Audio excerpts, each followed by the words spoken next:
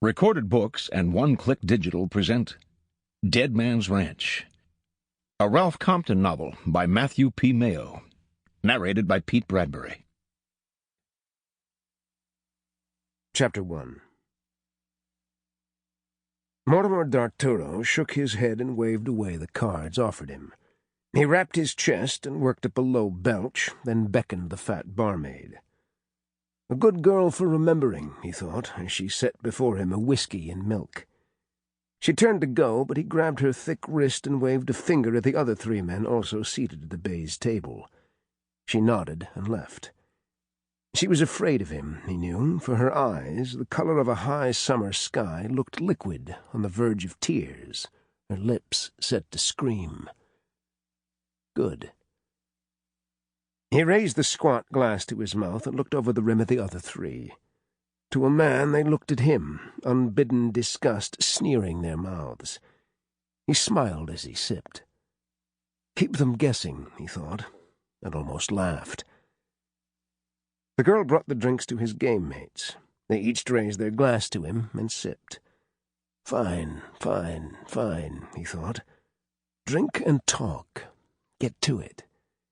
He would sit out this hand. The belch was the least of his worries. He wanted to hear more from the loudmouth lawyer sitting across from him. Mort sensed there was something boiling up in the little fat man, itching to be told. The night was still green, and Mort was still sober, and this man had something to reveal. Many times in the past he'd heard useful information at the games tables just because he listened. A tall man in a grey hat and striped grey suit immediately to d'Arturo's left arranged his bad cards 2-3 times.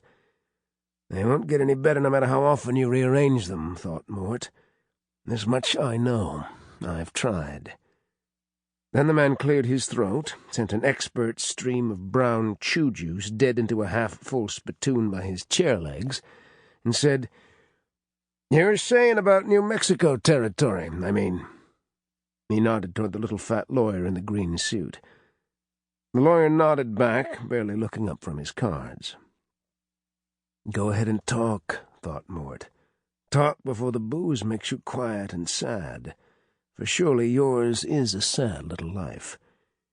He almost smiled then, but instead he concentrated on making the man talk. As if to prove that such a thing could be forced, the green-suited lawyer downed the last of his drink and said, "New Old Mexico, yes. Why do you ask?" "Oh, well," said the man who spoke first. He continued shuffling his 5 cards. Sample complete. Ready to continue?